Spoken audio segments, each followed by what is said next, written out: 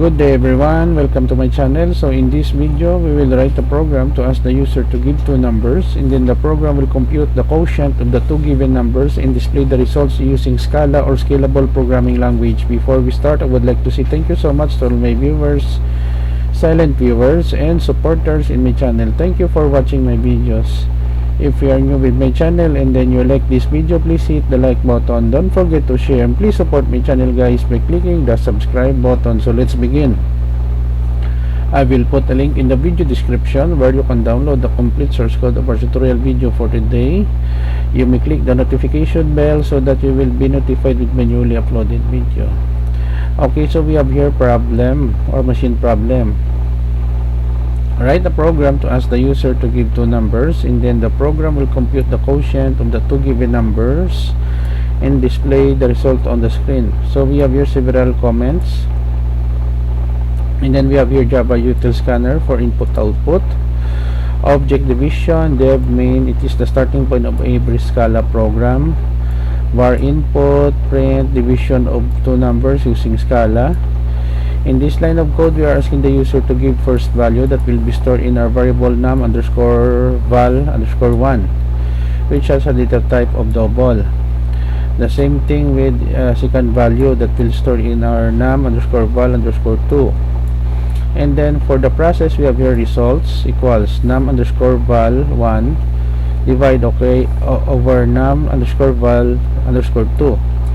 So we have here new line, display the results, new line here, val underscore num underscore val 1 divide symbol num underscore val underscore 2, and then the results here, 2 decimal places to the right and 5 decimal values to the left, and a program which informs the user that the program has been ended. We have here several new line here, and then we close the dev function here. Don't worry guys, because I will put a link in the video description where you can download the complete source code of our tutorial video for today.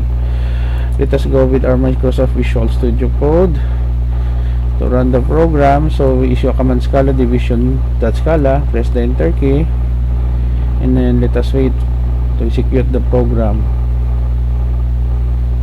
Okay, division of two numbers using Scala. Enter first value, let's say we have 200.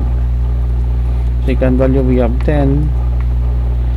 So we have here 200 divided by 10 is 20, and the program. Another example. Let us clear the screen.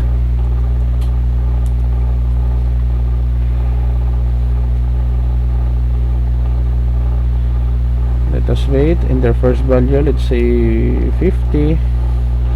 Second value we have 5, so 50 divided 5 is 10, and the program. Okay guys, so this is the end of our tutorial video on division of two numbers using Scala programming language. Thank you so much for watching. I hope that you have learned something new in this tutorial video. Don't forget to like, share, and please support my channel guys if you are new by clicking the subscribe button.